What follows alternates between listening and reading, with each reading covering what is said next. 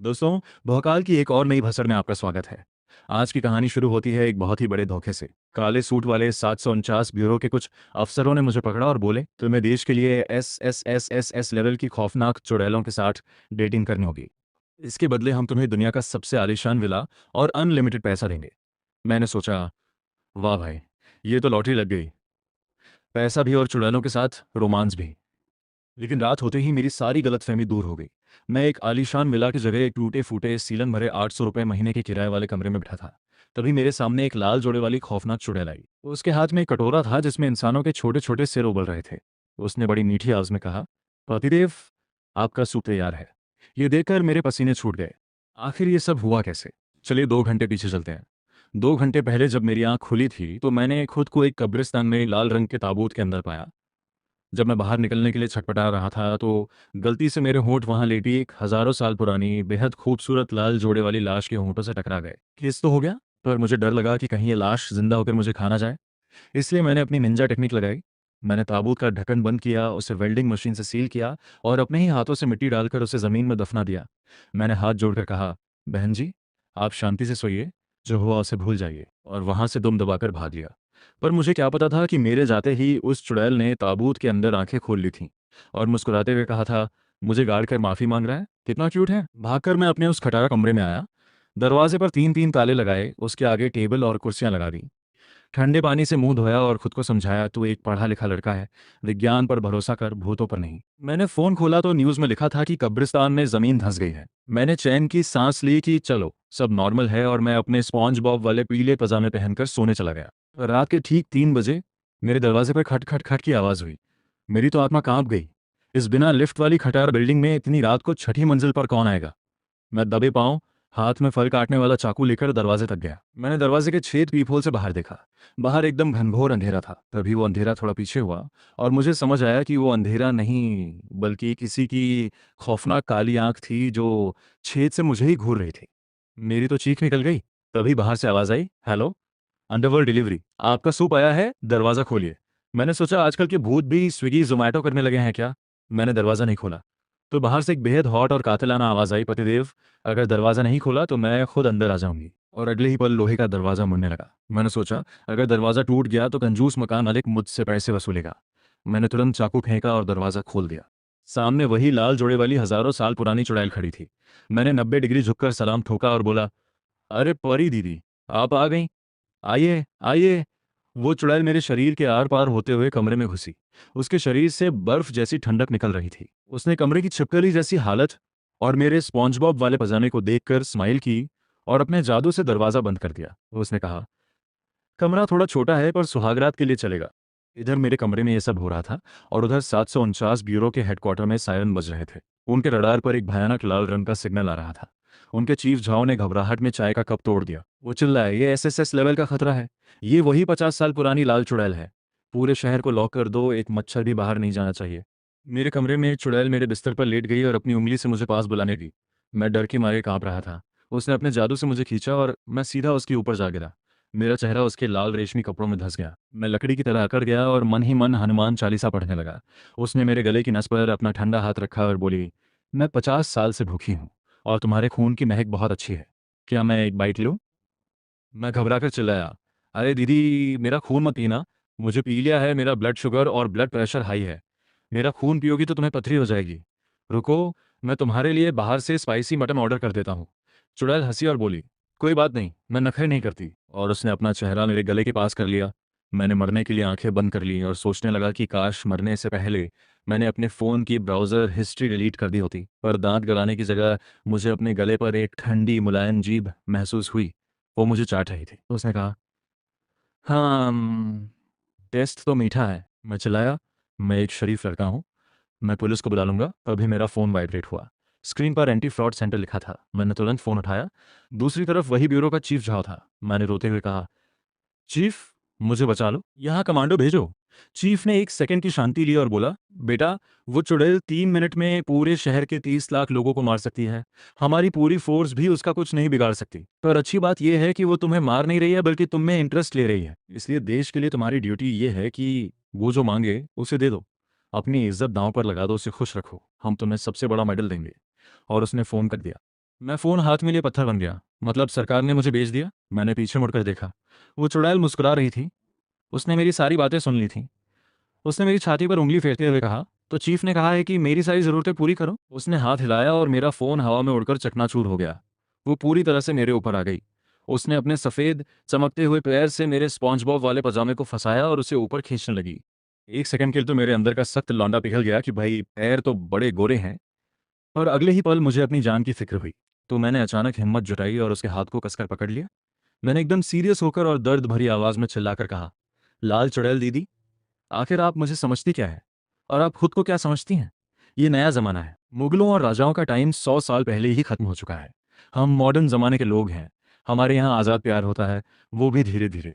ऐसे पहली ही मुलाकात में जानवरों की तरह टूट पड़ना हमारा स्टाइल नहीं है। हम इंसान हैं, हमारे अंदर आत्मा है। ये सुनकर लाल चुड़ैल मुझे घूरने लगी।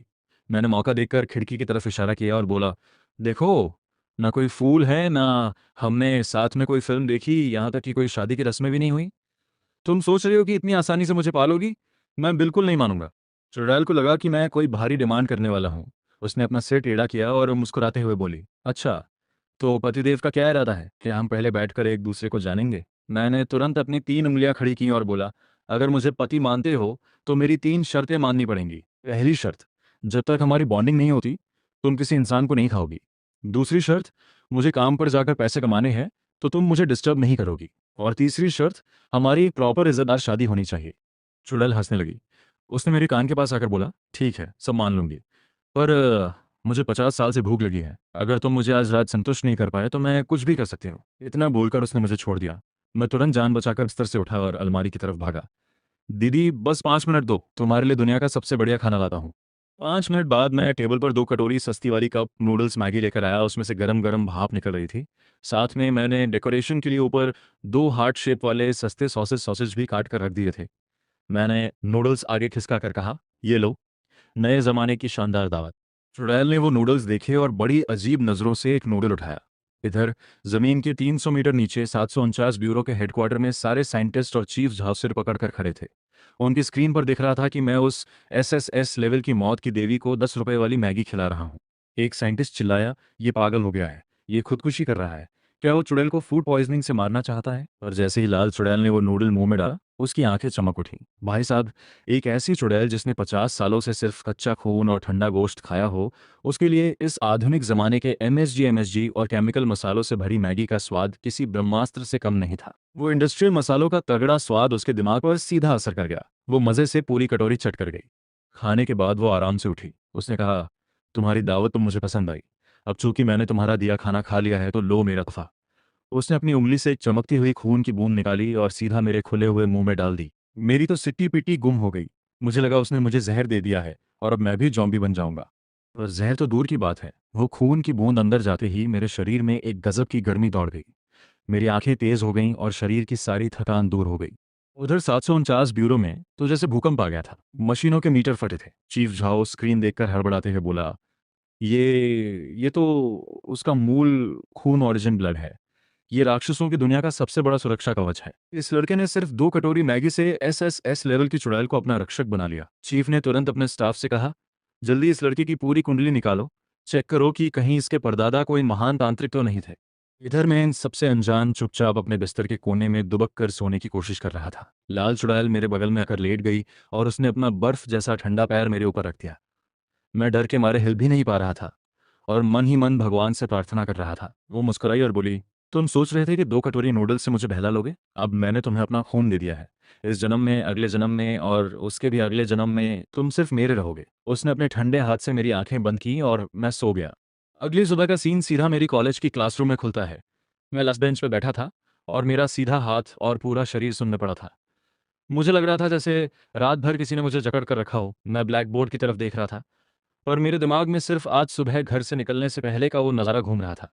सुबह जब मैं उठा तो मैंने देखा कि वो लाल चुड़ैल मेरी सफ़ेद रंग की बड़ी सी शर्ट पहने हुए दरवाजे पर खड़ी थी। सुबह की हल्की धूप में उसकी गोरी टांगें चमक रही थीं। वो किसी अप्सरा से कम नहीं लग रही थी। उसने अपने हाथ में एक छोटी सी चांदी की घंटी पकड़ रखी थी और उसे हिलाते हुए मुझे देखकर एक बेहद कातिलाना और खतरनाक स्माइल दे रही थी। उसने मेरी तरफ देखकर कहा, पतिदेव, जल्दी घर आना। अगर सूरज ढलने तक तुम नहीं आए तो मैं तुम्हारे कॉलेज आकर तुम्हें पकड़ लूंगी। उसने अपनी छोटी सी जीभ बाहर निकाली अपने नुकीले दांतों को चाटा और बोली, और हाँ, मैं ये भी टेस्ट करूंगी कि आजकल के कॉलेज स्टूडेंट्स के दिमाग का टेस्ट स्ट्रॉबेरी जैसा होता है या नहीं। ये सुनकर मेरी तो वहीं पर हवा टाइट हो गई और मैं डर के मारे ज़मीन पर गिरने ही वाला था। मैंने तय कर लिया कि पूरे कॉलेज के टीचर्स और स्टूडेंट्स की जान बचाने के लिए मुझे किसी भी हाल में टाइम पर ड्यूटी खत्म करके घर आना ही पड़ेगा। ये मेरा डर नहीं था, ये तो मेरा सबके लिए महान प्यार था। कुछ देर बाद मैं क्लास में लास्ट बेंच पर बैठा था। तभी क्लास का दरवाज़ा खुला और हमारे काउंसलर लाओ झांग घबराए हुए अंदर आए। उन्होंने मेरी तरफ देखकर कहा, चेन आंजी, थोड़ा बाहर आओ, प्रिंसिपल तुम्हें बुला रहे हैं। पूरी क्लास की 100 से ज़्यादा आंखें तुरंत मेरे ऊपर गड़ गईं। सब सोच रहे थे कि आखिर मैंने ऐसा क्या कांड कर दिया कि प्रिंसिपल खुद मुझे बुलवा रहे हैं। मैंने एक गहरी सांस ली, अपने सुन्न पड़े हुए दाएं हाथ को बाएं हाथ से पकड़ा और अपनी जगह से उठ गया। मैंने सोचा, लो आ गई मेरी मौत, 8 घंटे लेट ही सही, पर ये आफ्टर सेल्स सर्विस आ ही गई। लेकिन जैसे ही मैं प्रिंसिपल के ऑफिस वाले कॉरिडोर में पहुंचा, वहां का नज़ारा देखकर मैं दंग रह गया। कॉलेज का वो गंजा प्रिंसिपल जो हमेशा अपना भौकाल बनाए रखता था, वो इस वक्त पसीने से भीगा हुआ दरवाजे के बाहर एक दरबान की तरह खड़ा था। उसकी इतनी हिम्मत नहीं थी कि वो अपने ही ऑफिस के अंदर जा सके। कॉरिडोर के दोनों तरफ काले कपड़े पहने हुए हथियारों से लैस एलीट कमांडोज खड़े थे। वहां की हवा में एक अलग ही खौफ और मौत जैसा सन्नाटा था। मैं जैसे ही दरवाजे के पास पहुंचा, एक कमांडो ने साइड होकर मेरे लिए उस भारी लाल लकड़ी के दरवाजे को खोल दिया। मैंने एक गहरी सांस ली और अंदर कदम रखा। अंदर प्रिंसिपल की डेस्क के पीछे जो आदमी बैठा था, वो और कोई नहीं बल्कि कल रात मुझे मरने के लिए छोड़ देने वाला 749 ब्यूरो का चीफ झाओ गोबांग था। जैसे ही चीफ झाओ ने मुझे देखा, उसके चेहरे पर अचानक से एक बेहद प्यारी और ओवर एक्टिंग वाली स्माइल आ गई। वो सीधा डेस्क के पीछे से उठकर आया और उसने खुद मेरे लिए प्रिंसिपल की वो महंगी लेदर वाली बॉस चेयर पीछे खींची। वो बोला, कॉमरेड चेन आंजी, तुमने बहुत मेहनत की, बहुत थक गए होगे। चीफ झाओ ने मुझे ऊपर से नीचे तक देखा और उसकी आंखों में एक अजीब सा दुख और इज्जत थी। वो आगे बोला, कल रात बहुत थक गए होगे ना? बाह में दर्द तो नहीं है? क्या तुम्हारी कमर अभी ठीक है? क्या मैं तुम्हारे लिए ब्यूरो के सबसे बेस्ट डॉक्टर को बुलाऊं जो तुम्हें कुछ तगड़ी ताकत की दवाइयां दे सके? टेंशन मत लो, सब सरकारी खर्चे पर होगा। दरवाजे की दरार से बाहर खड़ा प्रिंसिपल ये देखकर सदमे में था। उसकी आंखें फटी की फटी रह गईं कि एक इतना बड़ा चीफ, जिसके सामने मेयर भी कुर्सी छोड़ देता है, वो एक सेकेंड ईयर के स्टूडेंट के लिए चेयर खींच रहा है। प्रिंसिपल सोचने लगा कि आखिर इस लड़के का बैकग्राउंड क्या है। मैं उस चेयर पर नहीं बैठा। मैंने अपने मुंह पर एक शातिर स्माइल ला दी और अपना एक्टिंग मोड ऑन कर लिया। मैंने कहा, चीफ झाओ, कल रात आपने फ़ोन बहुत जल्दी काट दिया था ना? क्या सिग्नल चला गया था? चीफ झाओ की स्माइल गायब हो गई और उसका चेहरा शर्म से लाल हो गया। उसने अपनी इज्जत बचाते हुए कहा, वो उस वक्त सिचुएशन बहुत इमरजेंसी वाली थी। मुझे बेहतर बैकअप प्लान ढूंढने के लिए टैक्टिकल रिट्रीट करना पड़ा था। उसने जैसे ये बोला, मैंने अपनी आवाज़ तेज़ की और रोने वाला, गुस्से भरा मुंह बनाकर चिल्लाना शुरू कर दिया। आपने एक लाइन में कह दिया कि उसकी सारी मांगें पूरी कर दो। क्या आपको पता है उस बड़ी बहन की मांगें क्या थीं? वो इंसान खाना चाहती थी। वो मुझे पूरा चूस कर सुखाना चाहते थे, और तो और वो मेरे दिल और कलेजे को काट कर अपना हैंगओवर उतारने वाला सूप बनाना चाहती थी। अगर मैंने अपनी चालाकी से उसे वो केमिकल मसाले वाली मैगी ना खिलाई होती, तो इस वक्त मैं किसी नाले में एक कचरे की तरह पड़ा होता। मैं और जोर से बोला, और आपको पता है उन 2 कटोरी मैगी में कितनी फीलिंग्स जुड़ी थी? मुझे पता था कि इस वक्त गुस्सा नहीं किया तो मैं बेवकूफ़ लगूंगा। मैं जितना बेचारा बनूंगा, सौदेबाजी में मुझे उतने ही ज़्यादा पैसे मिलेंगे। चीफ झाओ को भी पता था कि गलती उसकी है, इसलिए वो गुस्सा नहीं हुआ, बल्कि मेरी मिलाने लगा। वो घूमा और अपने ब्रीफकेस से उसने एक सरकारी रेड लेटर डॉक्यूमेंट और एक ब्लैक कलर का आईडी कार्ड निकाला। उसने दोनों हाथों से वो मुझे देते हुए कहा, ये ब्यूरो की तरफ से तुम्हारे लिए मुआवजा है। मैंने एक नज़र डॉक्यूमेंट पर डाली जिसमें लिखा था, कॉमरेड चेन आंजी को 749 ब्यूरो का स्पेशल इन्वेस्टिगेटर बनाया जा रहा है।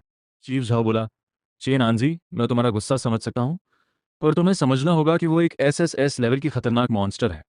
वो एक चलता फिरता तूफान है जो एक सेकंड में पूरे शहर को श्मशान बना सकती है। चीफ झाओ अचानक से सीरियस हो गया और बोला, और तुम पिछले 50 सालों में अकेले ऐसे इंसान हो जो उसका गुस्सा शांत कर पाया, और जिसके साथ वो एक ही बिस्तर पर सोने को तैयार हो गई, और उसने तुम्हें खाया भी नहीं। ये देश की तरफ से तुम्हारी पक्की सरकारी नौकरी है, तुम्हें स्पेशल अलाउंस मिलेगा, और तुम्हारे पास हाई लेवल इम्यूनिटी होगी। देश से गद्दारी छोड़कर तुम इस शहर में जो चाहो वो कर सकते हो। मेरा दिमाग हिल गया। Special investigator? क्या मैं इतनी जल्दी सरकारी अफसर बन गया? चीफ झाओ ने मेरा रिएक्शन देखा और आगे बोला, बेशक, पावर के साथ जिम्मेदारी भी आती है। तुम्हारा सिर्फ एक ही मिशन है। उसने अपनी एक उंगली उठाई और एकदम कसम खाने वाले अंदाज में बोला, तुम्हें उसके साथ रोमांस करना है। मैं अपनी थूक से अचानक हंसने लगा। मेरा मुंह खुला का खुला रह गया कि यह आदमी मेरे साथ मजाक कर रहा है। मैंने कहा, तुम क्या बोल रहे हो? चीफ झाओ बोला, उस एसएसएस लेवल चुड़ैल को अपने प्यार में पागल कर दो। उसे अपने आप से इतना जोड़ लो कि वो तुम्हारे बिना रह न सके। आखिर में उसे हमारे देश के साइड पर ले आओ। कम से कम उसे हमारा दुश्मन तो मत बनने दो। चीफ झाओ ने मेरे कंधे पर हाथ रखा और बोला, ब्यूरो ने इसके लिए स्पेशल परमिशन पास कर दी है। तुम्हें पैसे चाहिए तो पैसे मिलेंगे, रिसोर्सेज चाहिए तो रिसोर्सेज मिलेंगे। बस ध्यान रखना कि वो किसी इंसान को ना मारे। मेरा दिमाग चलने लगा। क्या ये वही फेमस सरकारी खर्चे पर रोमांस है? मतलब मैं सरकारी दामाद बन गया? मैंने 2 सेकंड तक कुछ नहीं कहा। फिर मैं उस महंगी लेदर चेयर पे आराम से पीछे होकर बैठा, अपने पैरों को ऊपर रखा और अपना सुन्न पड़ा हुआ हाथ मसलते हुए बोला। मैंने वो ब्लैक आईडी कार्ड अपने पॉकेट में डाला और एकदम शातिर स्माइल देते हुए कहा, चीफ साहब, चूंकि ये मेरी जान की कीमत है तो आपको पैसे तो बढ़ाने पड़ेंगे। आखिरकार मेरी उस बीवी की भूख छोटी नहीं है। चीफ झाओ बिना एक शब्द कहे मुड़ा और उसने अपनी दराज से एक भारी तांबे की चाबी निकाली और टेबल पर पटक दी। उसने कहा, जियांगचिंग नंबर 1 यार्ड, नदी के किनारे एक अकेला बड़ा सा विला, फुल्ली फर्निश्ड। इसकी मार्केट वैल्यू 80 करोड़ है। आज से ये तुम्हारा हुआ।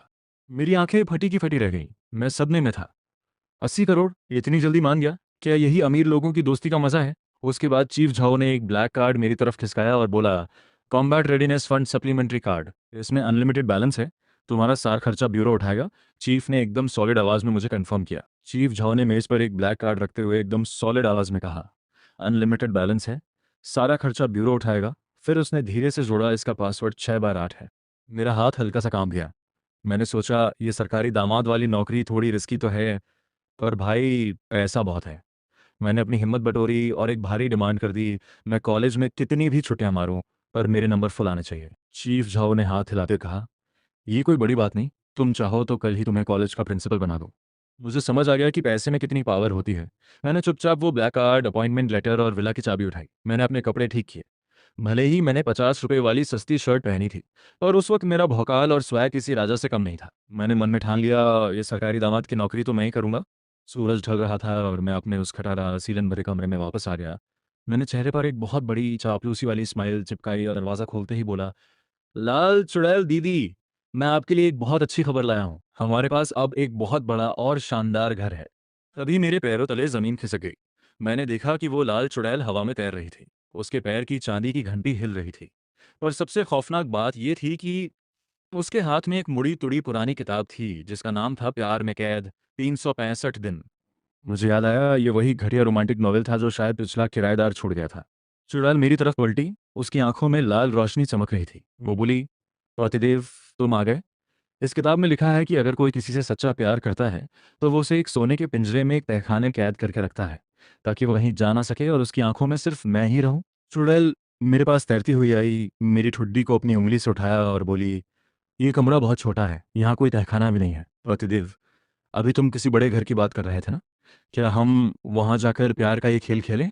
मैंने अपनी जेब में पड़ी जियांगचिंग के नंबर 1 विला की चाबी को छुआ और मैं अंदर ही अंदर चीफ झाओ को गालियां देने लगा। चीफ झाओ, तेरी ऐसी की तैसी। उस 80 करोड़ के नए विला में सच में एक बहुत बड़ा अंडरग्राउंड तहखाना है।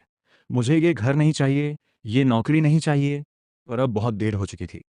कुछ ही देर बाद मैं और वो चुड़ैल जियांगचिंग के सबसे आलीशान नंबर 1 विला के अंदर थे। मैंने उस भारी नक्काशी वाले दरवाजे को खोला तो अंदर का महल जैसा हॉल और झूमर देखकर मेरी आंखें फटी रह गईं। और चुड़ैल को इन सब अमीरी से कोई मतलब नहीं था। वो सीधा सीढ़ियों से नीचे गई, एक छुपे हुए दरवाजे की तरफ। वो मुस्कुराकर बोली, पतिदेव, नीचे से बहुत अच्छी खुशबू आ रही है। मेरा दिल जोर से धड़का और सारी खुशी गायब हो गई। मैंने दरवाज़ा खोला और नीचे तहखाने में गया। वहां क्लैप की आवाज़ के साथ लाइट जली और जो नज़ारा दिखा उसने मेरे रोंगटे खड़े कर दिए। वो कोई नॉर्मल तहखाना नहीं था, वो एक टॉर्चर रूम था। वहां लोहे के बड़े बड़े पिंजरे, अजीबोगरीब लकड़ी के घोड़े, हथकड़ियां, चाबुक और ना जाने क्या क्या हथियार रखे थे। ये देखकर कोई भी कह सकता था कि इस घर का पुराना मालिक कोई बहुत बड़ा साइको और पागल इंसान रहा होगा। मैं मन ही मन बड़बड़ाया, उस पागल को तो 5 मिनट तक लगातार गोलियां मारनी चाहिए। तभी चुड़ैल ने हल्की सी स्माइल दी। उसने अपना हाथ हिलाया और खचा की आवाज़ के साथ एक ठंडी लोहे की हथकड़ी उड़कर आई और मेरी बाईं कलाई में कस गई। उसका दूसरा सिरा दीवार से बंधा हुआ था। मैं घबरा गया और चिल्लाया, दीदी, ये क्या कर रही हो? हम समाजवादी देश के लोग हैं, ये कानूनी देश है। चुड़ैल हवा में तैरते हुए मेरे पास आई। उसने दीवार पर टंगे कोड़े और मोमबत्तियों की तरफ इशारा किया और बड़े कातिलाना अंदाज में बोली, आज रात हम किससे खेलेंगे? मेरे पसीने छूट गए। अगर मैं यहाँ बंधा रह गया तो मैं पक्का इसका राशन खाना बन जाऊंगा। मुझे इसे बातों में फंसाना ही होगा। मैंने गहरी सांस ली और पूरी ताकत से चिल्लाया, छी, कितना घटिया है ये। मेरी तेज आवाज़ सुनकर चुड़ैल के हाथ से कोड़ा छूटते छूटते बचा। वो चौंक गई। मैंने अपने खुले हुए दाएं हाथ से उसकी उस किताब की तरफ इशारा किया और एकदम कॉन्फिडेंस से बोला, तुम बेवकूफ़ बन गई हो। ये किताब 10 साल पुरानी पायरेटेड कॉपी है। आजकल की लव स्टोरीज में ऐसा बिल्कुल नहीं होता। नए ज़माने में प्यार ऐसे नहीं जताया जाता। चुड़ैल ने अपना सिर टेढ़ा किया और उसकी आंखों में लाल रोशनी चमकी। वो बोली, अच्छा, तो आजकल के ज़माने में क्या होता है? मैंने एकदम सॉलिड आवाज़ में कहा, पैसा, मटेरियल किसी को पूरी तरह से अपना बनाने का असली तरीका है, उसे महँगे गिफ्ट्स देना। अगर प्यार में पैसा और शॉपिंग नहीं है, तो वो प्यार वैसा ही है जैसे बिना मसाले की सूखी मैगी। उसमें कोई आत्मा नहीं होती। ये मैगी के मसाले वाला डायलॉग सुनकर चुड़ैल की आंखों में चमक आ गई। उसे याद आया कि वो मसाला कितना टेस्टी था। मुझे लगा कि तीर निशाने पर लग गया है। मैंने तुरंत अपनी जेब से वो ब्लैक कार्ड निकाला जो चीफ झाओ ने दिया था। मैंने उसे हवा में लहराते हुए कहा, ये देखो, ये है देश का दिया हुआ दहेज, अनलिमिटेड बैलेंस। तुम जो कहोगी मैं वो खरीदूंगा। मैं तुम्हें पूरे जियांगचेन शहर की सबसे खुशनसीब औरत बना दूंगा। इसे कहते हैं असली प्यार और भौकाल, समझे? चुड़ैल ने उस छोटे से ब्लैक कार्ड को देखा और फिर मेरी शक्ल देखी। उसके चेहरे पर एक बहुत ही मजेदार और गहरी स्माइल आ गई। उसने कहा, बड़ा दिलचस्प है। पैर कांप रहे हैं, फिर भी मुंह से कितनी बड़ी बड़ी बातें कर रहा है। उसने अपनी उंगली हिलाई और क्लिक किया, उसके साथ मेरी हथकड़ी खुल गई। मैं आज़ाद हो गया। मैंने तुरंत एक कुर्सी खींची, उस पर बैठा और अपना मोबाइल निकाल लिया। मैंने स्क्रीन उसकी तरफ करते हुए कहा, मैं तुम्हें सिखाता हूँ। इसे कहते हैं ऑनलाइन शॉपिंग। इंसानों की आधी खुशी इसी में छिपी है। अगले आधे घंटे तक मेरे फ़ोन से सिर्फ पेमेंट सक्सेसफुल की आवाज़ें आती रहीं। चुड़ैल बड़े मज़े से स्क्रीन पर आ रही सुंदर सुंदर ड्रेसेस और डिज़ाइनर हील्स की फ़ोटोज़ देख रही थी। उसकी आंखों में एक नया ही शौक चमक रहा था। मैंने 1000 रुपये वाली हील्स बुक करते हुए कहा, भले ही तुम इसे पहनो या ना पहनो, पर सजाने के लिए अच्छी लगेंगी, खरीद लो।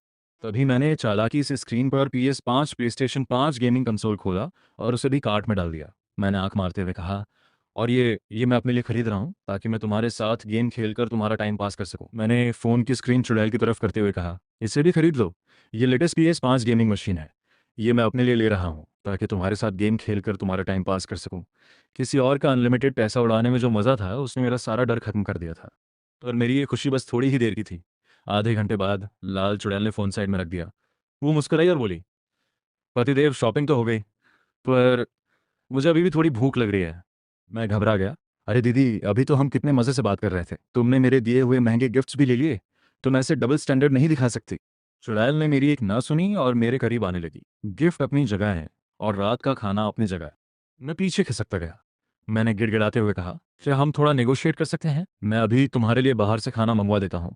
बत्तख के खून का सूप या ताज़ा सुअर का खून, बस उसमें प्याज और लहसुन मत डलवाना। उसने कहा, नहीं। और अचानक उसने अपने दोनों हाथ मेरे गले में डाल दिए। वो एकदम प्यार से पर खतरनाक आवाज़ में बोली, मैं बस एक बाइट लूँगी, ठीक है? मैंने सोचा, अगर सिर्फ एक बाइट की बात है तो शायद मैं ना मरूं। मैंने अपनी आंखें कसकर बंद की और गर्दन आगे कर दी। ठीक है, पर धीरे से काटना और निशान मत छोड़ना, कल मुझे कॉलेज जाना है। मैं नहीं चाहता कि कोई मुझे ठरकी समझे। चुड़ैल हंसी और अगले ही पल उसने मेरे गले की धड़कती हुई नस पर अपने नुकीले दांत पूरी ताकत से गड़ा दिए। दांत स्किन में घुसे और मुझे लगा जैसे मेरा सारा खून तेजी से बाहर खिंच रहा है। मेरी जान निकलने लगी। और उसी पल मौत के इस डर के बीच मेरे शरीर के अंदर जैसे कोई बड़ा स्विच ऑन हो गया। मुझे याद आया उस रात कब्रिस्तान में ताबूत खोलते वक्त जो भयंकर आसमानी बिजली मुझ पर गिरी थी, वो मेरे शरीर की कोशिकाओं में गहराई में छुप गई थी। आज इस चुड़ैल की ठंडी राक्षसी ऊर्जा मिलते ही वो बिजली का पावर हाउस फट पड़ा। बूम! मेरे घाव से काले रंग की भयंकर बिजली सीधे चुड़ैल की जीभ से होते हुए उसके पूरे शरीर में दौड़ गई। वो करंट इतना तेज था कि वो एसएसएस लेवल की चुड़ैल एक झटके में उछलकर दूर लेदर के सोफे पर जा गिरी। उधर तहखाने में चुड़ैल के बाल हवा में उड़ रहे थे और उसके सिर से धुआं निकल रहा था। कमरे में बाल जलने की बदबू आ रही थी और वो अपना लाल होंठ पकड़कर हैरान बैठी थी। मैं खुद सदमे में था। मैंने अपना सुलगता हुआ हाथ देखा जिससे अभी भी काले करंट की चिंगारियां निकल रही थीं। मैंने सोचा, क्या मैं लीकेज वाली बैटरी बन गया हूँ? गए काम से। मैंने उसे खाना तो नहीं दिया, उल्टे क्लाइंट को ही करंट मार दिया। ये तो फूड सेफ्टी का बहुत बड़ा क्राइम हो गया। अब वो पक्का गुस्से में मुझे फाड़ कर रख देगी। मैं डर के मारे कांप रहा था। मैं घुटनों के बल बैठकर माफी मांगने ही वाला था कि मैंने छुपकर उसकी तरफ देखा, पर गुस्सा करने की जगह लाल चुड़ैल ने अपनी जीभ से अपने लाल होठों को चाटा। वो उठी और धीरे धीरे मेरी तरफ चलने लगी।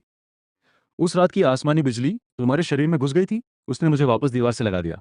उसने अपनी लंबी उंगली से मेरे घाव से निकल रहे उस काले धुएं को छुआ और फिर अपनी उंगली मुंह में डालकर उसे चूसने लगी।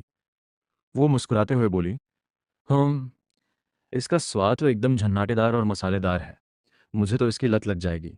मेरा दिमाग सुन्न हो गया। मैं सोचने लगा, ये कौन सी नई बीमारी है? भूतों को मारने वाली आसमानी बिजली इसे मसालेदार लग रही है। क्या मैं कोई चलता फिरता इन्वर्टर या जनरेटर बन गया हूँ? इधर ये सब चल रहा था और उधर विला की बाहरी दीवार पर एक साया खुदा। वो एक बूढ़ा तांत्रिक था। उसने फटे पुराने कपड़े पहने थे, आंखों पर काला चश्मा था और हाथ में एक कंपास था। उसने विला की दूसरी मंजिल से निकलती लाल रोशनी को देखा और बड़बड़ाया, अरे बाप रे, कितनी भयंकर राक्षसी ऊर्जा है। वो लड़का पक्का चुड़ैल के जाल में फंस गया है, उसकी मौत पक्की है। बूढ़े तांत्रिक ने शातिर स्माइल दी और अपने झोले से एक लकड़ी की तलवार निकाली। आज ये तांत्रिक भगवान के नाम पर इंसाफ करेगा और लगे हाथ इस बड़े विला का वास्तु दोष दूर करके 10-20 लाख रुपए अपनी रिटायरमेंट के लिए भी कमा लेगा।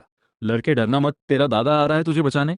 तहखाने के अंदर मैं अभी भी दीवार से लगा खड़ा था। चुड़ैल मुझे घूर रही थी। मैंने सफाई देते हुए कहा, दीदी मेरा यकीन करो, मैंने कोई हमला नहीं किया। ये प्रोडक्ट में मैन्युफैक्चरिंग डिफेक्ट है, शायद स्टैटिक इलेक्ट्रिसिटी है। चुड़ैल हंसने लगी। लीकेज? पतिदेव तुम बड़े नए नए शब्दों का इस्तेमाल करते हो। उसने अपनी उंगली से मेरे सीने पर इशारा किया, जिससे मेरे अंदर की जलन शांत हो गई।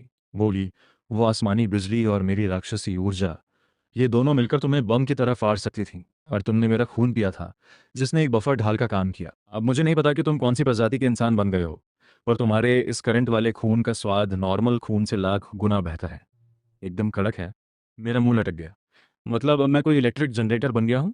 तभी अचानक धड़ाम, बेसमेंट का भारी लोहे का दरवाजा किसी ने जोरदार लात मारकर तोड़ दिया। धूल और धुएं के बीच से वही बूढ़ा तांत्रिक लकड़ी की तलवार लिए अंदर घुसा। उसने फुल भौकाल में चिल्लाकर कहा, ओ खौफनाक शैतान, मेरी नज़रों के सामने तू इस इंसान का खून चूस रही है। आज मैं तेरा। पर बोलते बोलते उसकी नज़रें सामने खड़ी लाल चुड़ैल पे पड़ी, जिसके कपड़े करंट लगने से थोड़े अस्त व्यस्त हो गए थे। बूढ़े तांत्रिक की नज़र अस्त व्यस्त कपड़ों वाली लाल चुड़ैल पर पड़ी। फिर उसने कोने में सिकुड़े हुए मेरी डरी हुई शक्ल देखी, और आखिर में पूरे फर्श पर फैले हुए उन खौफनाक हथियारों, चाबुकों और लोहे की जंजीरों को देखा। तांत्रिक ने एक ठंडी सांस ली और हैरानी से बोला, आजकल के जवान लड़के इतना खतरनाक खेल खेलते हैं। फिर वो तांत्रिक तुरंत अपने पवित्र साधु वाले अवतार में आ गया और मेरी तरफ उंगली उठाकर दुखी मन से बोला, हमारा शरीर हमारे माता पिता की देन है, और तू है नादान बालक, एक सुंदर चेहरे के लालच में इस चुड़ैल के हाथों खुद को निचोड़वाने के लिए तैयार हो गया। देख अपना चेहरा, खून चूस चूस कर इसने तुझे कितना पीला कर दिया है। आज ये साधु भगवान के नाम पर तेरा इंसाफ करेगा और तुझे बचाएगा। ये बोलते बोलते उस बूढ़े की लालची नजरें लाल चुड़ैल की कलाई पर बंधे उस बेहद कीमती ब्लड जेड खूनी पत्थर के कंगन पे टिक गईं। मैंने कान मारते हुए कहा, ताऊ, क्या तुम सच में मुझे बचाने आए हो? तुम्हारी तो लाल टपक कर उस कंगन पर गिरने वाली है। लाल चुड़ैल पहले हमला करने ही वाली थी, पर अचानक उसकी आंखों में एक शरारत चमकी। वो तुरंत मेरे पीछे छुप गई, मेरे कपड़े कसकर पकड़ लिए और अपनी आवाज में रोना भरते हुए एकदम डरने की एक्टिंग करने लगी। पतिदेव, मुझे बहुत डर लग रहा है। क्या यही वो बुरा आदमी है जिसके बारे में आप बता रहे थे? ये तो बहुत खूंखार है। मेरी तो आंखें फटी रह गईं। मैं अंदर ही अंदर चिल्लाया, अरे दीदी, ये एक्टिंग बहुत ज्यादा ओवर हो गई। ऑस्कर वाले तुम्हें एक अवार्ड उधार देंगे। अभी 2 मिनट पहले तुम मुझे फाड़ कर खाने वाली थी, और अब ये अबला नारी बनने की नौटंकी। तांत्रिक ने अपनी लकड़ी की तलवार मेरी तरफ की। ये साधु ड्रैगन माउंटेन का बहुत बड़ा तांत्रिक है। मुझे तेरे माथे पर काला साया दिख रहा है। तू इस चुड़ैल के वश में है। जल्दी इधर आ, मैं तेरा झाड़ फूंक करूंगा। एक बार झाड़ फूंक के 8,000 रुपये लगेंगे। छोटा बिजनेस है, कोई उधार नहीं चलेगा। क्यूआर कोड से पेमेंट भी एक्सेप्टेड है। मैंने अपना माथा पीट लिया। गुरुजी, आपका बिजनेस तो बहुत सेट है। तांत्रिक को गुस्सा आ गया। चूंकि तू मेरी बात नहीं मान रहा है, तो मैं पहले इस चुड़ैल को भस्म करूंगा, तेरा सारा भ्रम तोड़ दूंगा। उसने अपने झोले से एक पीला कागज तावीज निकाला, कुछ मंत्र बुदबुदाए और उसे हवा में फेंक दिया। जाओ। वो कागज अचानक एक फुटबॉल जितने बड़े आग के गोले में बदल गया और सीधे मेरी तरफ आने लगा। मैं अपनी जान बचाने के लिए साइड में कूदने ही वाला था कि चुड़ैल की ठंडी आवाज मेरे दिमाग में गूंजी, हिलना मत। मेरे पैर जमीन पर ऐसे चिपक गए जैसे फेविक्विक लगा हो। चुड़ैल ने मेरे कान के पास आकर फुसफुसाते हुए कहा, पतिदेव, घर में चोर घुस आया है। तुम एक मर्द हो, क्या तुम उसे बाहर नहीं निकालोगे, या मुझ जैसी कमजोर औरत को हाथ उठाना पड़ेगा? मैं अंदर ही अंदर चिल्लाया, काहे की कमजोर औरत? वो आग का गोला है, मेरी जान निकल जाएगी। चुड़ैल ने मेरी गर्दन पर पीछे से फूंक मारी और खतरनाक आवाज में बोली, या तो वो मरेगा या तुम मरोगे, या फिर आज रात मैं तुम दोनों को काटकर कोफ्ते बनाऊंगी। मरता क्या ना करता। मैंने हार मान ली और फिल्मों के किसी बड़े मास्टर की तरह पोज बनाते हुए अपना हाथ आगे किया और पूरी ताकत से चिल्लाया, मर जा। पर मेरी उंगली से सिर्फ एक रत्ती भर की काली चिंगारी निकली। एकदम फुस, हवा में सन्नाटा छा गया। वो आग का गोला मेरे सिर के ऊपर से सनसनाता हुआ निकला और पीछे महंगी शराब की अलमारी पर जाकर फट गया। सारी शराब जमीन पर बह गई। बूढ़ा तांत्रिक अपना पेट पकड़कर हंसने लगा। उसकी आंखों से आंसू आ गए। बस यही, बस इतना ही। मैं तो समझा था तू कोई बहुत बड़ा काला जादूगर है। तू तो इस स्टैटिक इलेक्ट्रिसिटी से मुझे करंट मारना चाहता था। लड़के, तेरी किडनी कमजोर हो गई है, मैं तुझे ताकत की पुड़िया दूंगा। मेरी तो इज्जत का फालूदा हो गया था। तांत्रिक ने हंसना बंद किया और खूंखार चेहरे के साथ बोला, बहुत हंसी मजाक हो गया, अब मरने के लिए तैयार हो जा। इस विला पर अब मेरा कब्जा होगा। उसने अपनी लकड़ी की तलवार को घुमाया। जो अब सुनहरी रोशनी से चमक रही थी और सीधे मेरे दिल की तरफ वार कर दिया। मैं पीछे खिसकते हुए दीवार से जा लगा। मेरे पीछे जाने का कोई रास्ता नहीं था। तभी चुड़ैल का ठंडा शरीर मेरी पीठ से आकर चिपक गया। उसने अपनी बाहें मेरे गले में डाली और मेरे कांपते हुए हाथ को पकड़ा। वो बोली, बुद्धू, ताकत का ऐसे इस्तेमाल नहीं करते, इसे पानी की तरह समझो। या फिर उसने अपनी ठंडी जीभ मेरे कान पर फेरी और कातिलाना आवाज में बोली, मेरी जीभ की तरह समझो जो तुम्हारे ऊपर रेंग रही है। मेरे रोंगटे खड़े हो गए और इसी के साथ मेरे शरीर के अंदर जो भयंकर काली बिजली बेकाबू हो रही थी वो अचानक शांत होकर लिक्विड पानी की तरह मेरी नसों से होते हुए मेरी हथेली पर आ गई। तांत्रिक ने मेरी हथेली पर उस काले लिक्विड को देखा और हैरान रह गया, ये क्या बला है, पर वो अपनी तलवार का वार रोक नहीं पाया। जैसे ही उसकी पवित्र लकड़ी की तलवार मेरी उस काली बिजली से टकराई, छन्न, वो तलवार तुरंत पिघलकर काले गंदे पानी में बदल गई। मेरी तलवार, मेरे खानदान की निशानी। तांत्रिक की आंखें बाहर आ गईं। और ये तो बस शुरुआत थी। वो काली बिजली तलवार से होते हुए तांत्रिक के हाथ पर चढ़ गई। एक दिल दहला देने वाली चीख से पूरा तहखाना गूंज उठा। तांत्रिक का दायां हाथ बुरी तरह जल गया और फट गया। ये बिजली का जादू नहीं है, ये कोई पवित्र जादू नहीं है। वो जमीन पर लोटपोट होने लगा, अपना हाथ छटकने लगा और वो काली बिजली किसी जिंदा कीड़े की तरह उसकी स्किन से चिपक कर उसके मांस में घुसने लगी। तांत्रिक के मुंह से खून की उल्टी हुई और वो झाग फेंकने लगा। वो कांपते हुए मुझे देखकर चिल्लाया, ये काला जादू है, तू इंसान नहीं है। तू कौन सा राक्षस है? मेरी आंखों में चमक आ गई। मैंने अपने बिखरे हुए कॉलर को ठीक किया, चेहरे पर एक शरीफ सी स्माइल लाई और आगे बढ़ा। मैंने उस तांत्रिक का हाथ पकड़ा और खचाक से उसकी कलाई तोड़ दी। अभी तो बहुत हंस रहा था ना, मुझे ताकत की पुड़िया दे रहा था। मैंने जोरदार लात उसके सीने पर मारी और वो उड़कर दीवार से जा टकराया। मेरी उंगलियों से निकली काली बिजली ने एक जाल बनाकर उसे जमीन पर कस दिया। मैंने नीचे झुककर उस बूढ़े तांत्रिक के गाल थपथपाए और बोला, चलो फिर से इंट्रोडक्शन करते हैं, मैं इस घर का मालिक हूँ। और साथ ही मैंने मुड़कर सोफे पर नवाबों की तरह बैठी उस लाल चुड़ैल को देखा जो मुझे बहुत प्यार और गर्व से देख रही थी। मैंने गहरी सांस ली और दांत पीसते हुए तांत्रिक से कहा, और मैं इस चुड़ैल का कानूनी गार्जियन, लीगल गार्डियन हूँ। गार्जियन? तांत्रिक की आंखें ऊपर पलटी और वो वहीं पर बेहोश हो गया।